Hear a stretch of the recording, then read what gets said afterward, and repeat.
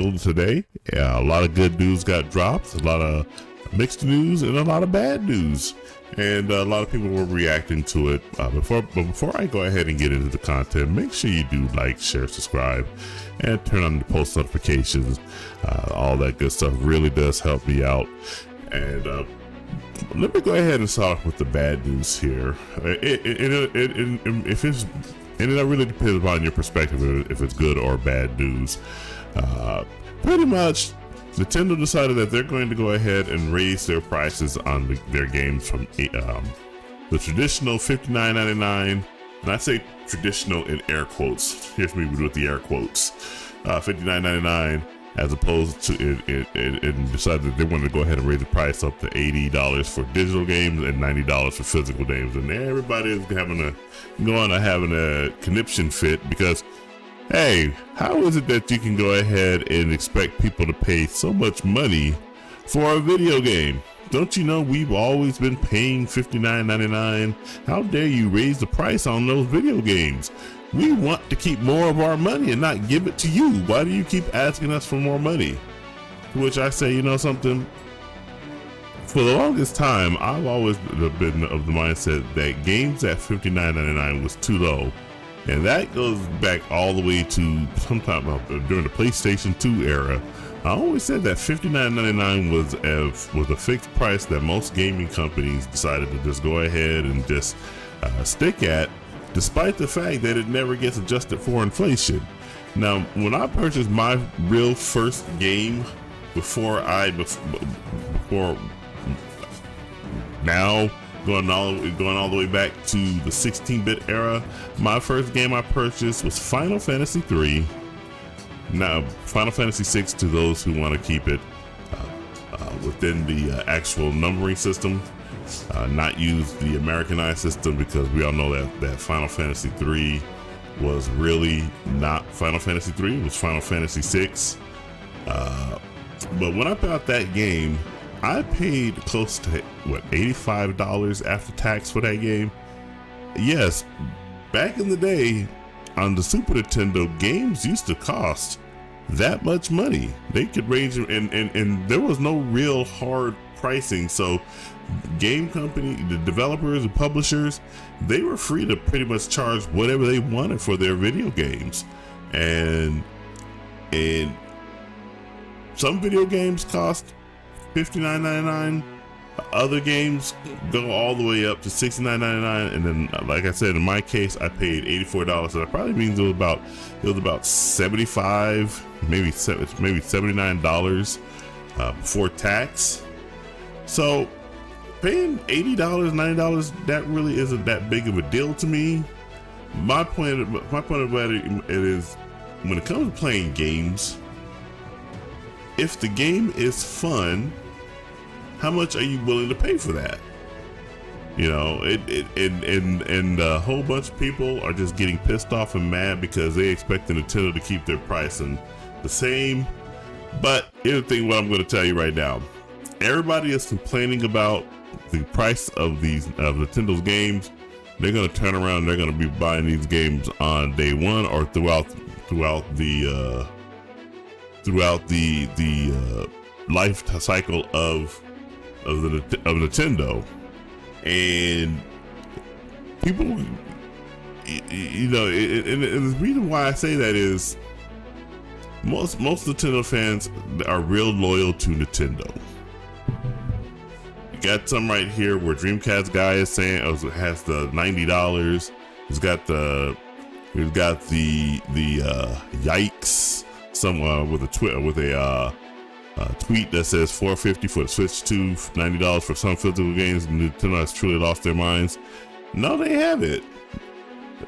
Again, as I said, for the longest time, the entire industry has been holding the price of games down at $59.99. But over time, they started getting away from that model. A lot of digital games nowadays now cost you $70. If you want the deluxe edition of certain games, you're going to be paying $80 or $99 or $100 or whatever they have it set at. Then you have collector's editions where some collector's editions just sell, and those collector's editions can range anywhere from $120 going as high as $500. And you know what? A lot of people pay them. A lot of people will go in there and pay those prices. Some people were paying nowadays. If you want early access to a game, 3 days early access, they make you pay. They make you pay a premium by the digital deluxe edition. Sometimes it's called the gold edition, depending on what manufacturer you deal with. You got it. They pay the money, and a lot of the gamers want to get upset and say, "Well, man, Nintendo, how dare you charge $80 for your game if it's digital, $90 if it's physical? You can go F yourself." When in reality, it's like, at what point do gamers sit there and take responsibility for the current state of gaming? These companies only respond to incentives, just like consumers respond to incentives. If you guys keep paying prices for games at certain levels, then they're going to turn around and say, well, you know what? Well, let's go ahead and see how much more we can go ahead and push this up. Can we push it up to $70, $80, $90? And at what point will the consumer say, you know something? Now that's too much. Now, back in the day, there used to be a system called the Neo Geo, SNK Neo Geo. And basically what the Neo Geo was just a straight arcade rip. It was an SNK board. I don't have the numbers or anything like that, and that's not important. But it was their arcade board that they decided to just go ahead and throw into a system, and then you buy all their games, like Art of Fighting, Sengoku, or Magician Lord, which I really loved Magician Lord. But their games at the time were the most expensive games to be released to the general public. You're looking at paying anywhere from $240 to $350 for the game. And guess what? Some people bought it. Some people bought the Neo Geo. They bought the Neo Geo and they bought their games. And you know, the companies are going to go ahead and do this so long as the customer keeps saying, hey, we'll go ahead and buy the games. Now, I'm not sitting there saying that people shouldn't be upset or mad about increased prices, but for me, I'm like, okay, if that's what you want to charge for your games, that's fine. If I find that there's a value, if me buying the game or the game that's being released, then I'll pay the price. Again, because the question for me when it comes to video games is the game fun? Is the game fun? And if the game is fun, then I'm more than willing to pay the price. And maybe it's because I'm a person who's a mobile gamer. I played mobile games. The longest game I've played on any platform is a mobile game called Contest of Champions. And in that particular game, I was not strictly free to play. Now, I don't spend as much money in that game as I used to, because I don't like where the current state of the game is. The game has gotten less fun. But when the game was fun, I was more than happy to put out some money to Kabam and buy some in-game items. I've bought in-game items in Genshin Impact. I've bought in-game items in the current mobile/PC game that I really like to play, Solo Leveling Arise, which, by the way, always tune in when I stream. Make sure you like, share, subscribe, turn on those post notifications. And I don't mind giving money out because video games is my hobby. And a lot of people get mad, and a lot of the gamers are getting mad. Well, my hobby's getting more and more expensive. Well, welcome to the world of hobbies. I mean, I have when it comes to collector's edition, I must have over 100 collector's editions. I like this hobby, and I like supporting it. I've yet to be so thoroughly turned off by games that I won't support them. Now, when it comes to Western gaming, the current state of Western gaming, no, I'm not going to support. I don't even remember the last Western game that I really bought. The only one that I'm really excited for is Doom: The Dark Ages, and I'm looking forward to. I want to buy the collector's edition on that. I would love to buy that collector's edition because Doom: The Dark Ages look absolutely phenomenal. And I have Doom Eternal Collector's Edition. I think I have Doom 2016 Collector's Edition too. Don't know. But games that I really like and want to play, I will support them. And will it be at any price? If the price gets too high, then no, I won't support. I don't know what that price range is. I'll tell you right now, it's not $80 or $90.